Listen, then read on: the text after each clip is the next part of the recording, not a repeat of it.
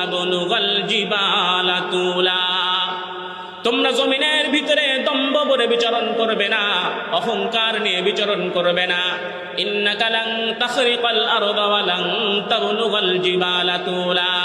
কেননা জমিনের ভিতরে যতই ক্ষমতার দাপট দেখিয়ে চলো, যতই দম্ভ করে চলো, জমিনকে কখনো তুমি বিদীর্ণ করতে পারবে না।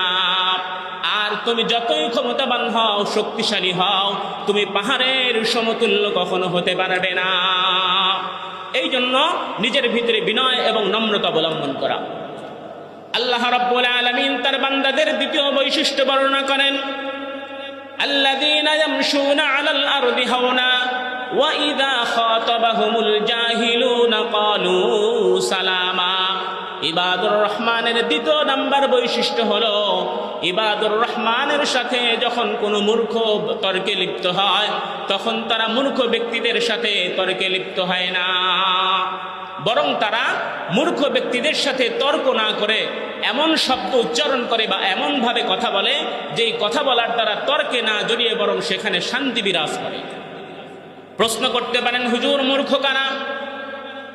মূর্খ হলো ওই সমস্ত ব্যক্তি যারা শিক্ষিত হওয়ার পরেও মানুষের সাথে সৎ আচরণ করতে পারে না।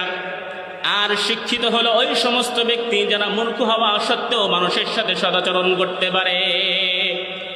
এই জন্য আল্লাহ রাব্বুল আলামিন ইবাদুর রহমানের দ্বিতীয় নাম্বার বৈশিষ্ট্য বললেন, ওয়া ইযা খাতাবাহুমুল জাহিলুনা ক্বালু